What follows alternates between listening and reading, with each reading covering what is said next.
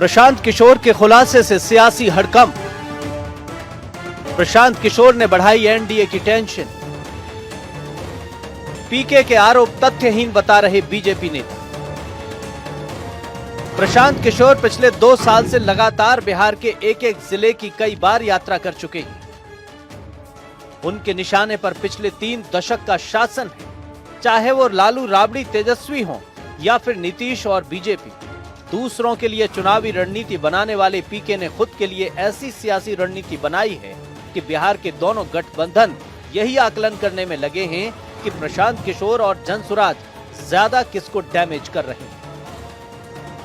दरअसल बीजेपी और बिहार में उसकी सहयोगी पार्टी जेडीयू की चिंता इस बात को लेकर है कि प्रशांत किशोर जो मुद्दे उठा रहे हैं वो मुख्य विपक्षी पार्टी को उठाने चाहिए। चिंता का विषय ये भी है कि पीके एनडीए के कोर वोट बैंक में भी सेंधमारी करते नजर आ रहे हैं। ऐसा होता है तो जाहिर तौर पर एनडीए की ही चुनावी संभावनाओं को नुकसान पहुंचेगा।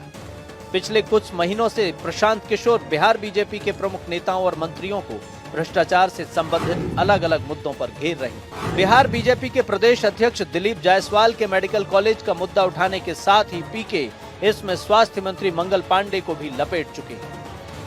पीके बिहार सरकार में बीजेपी कोटे से डिप्टी सीएम सम्राट चौधरी की शैक्षणिक योग्यता पर भी सवाल उठा चुके हैं।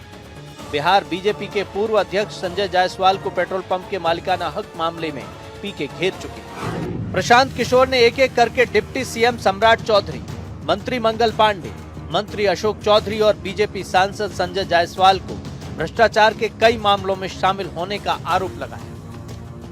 प्रशांत किशोर ने सबसे पहले मंत्री मंगल पांडे की पत्नी उर्मिला पांडे के अकाउंट में साल 2019 और 2020 में 2 करोड़ 12 लाख रुपए जमा होने पर सवाल उठाए।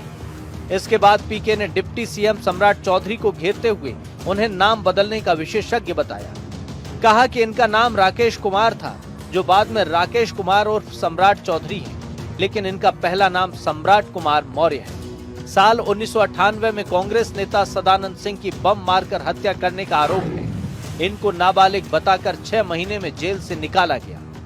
जेडीयू नेता अशोक चौधरी पर भी बरसे पीके बोले, नीतीश कुमार के दाहिने हाथ अशोक चौधरी बिहार के भ्रष्टतम नेता हैं। 2021 में अपने पीए के नाम पर पटना के विक्रम में 23 कट्ठा बेमानी जमीन खरीदकर अपनी बेटी के नाम करवा दी।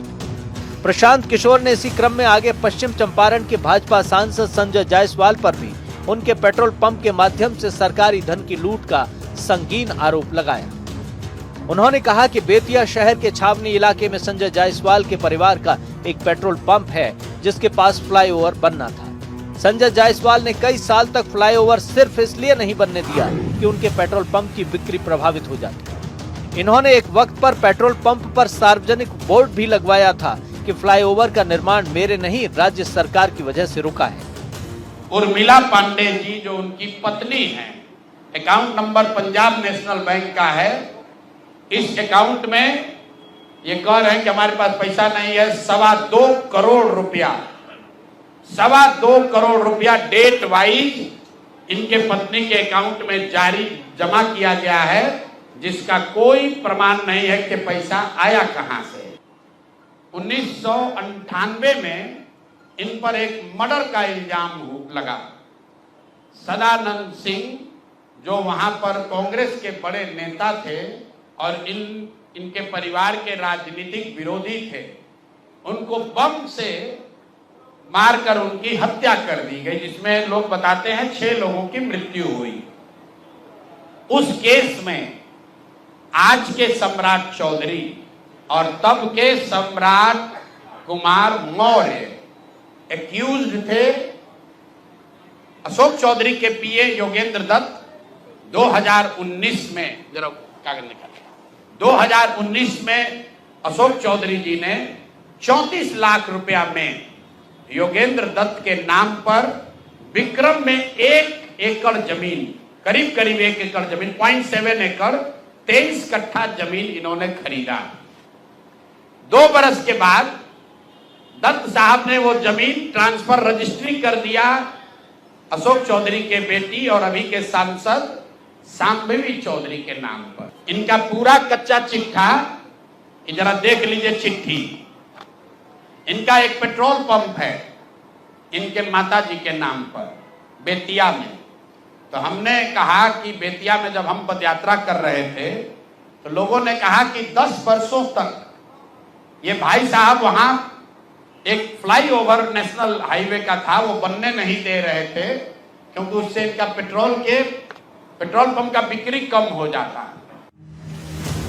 पीके लगातार आम जनता के बीच पहुंचकर भ्रष्टाचार, बेरोजगारी, शिक्षा, पलायन और भाई भतीजावाद जैसे मुद्दे उठा रहे हैं।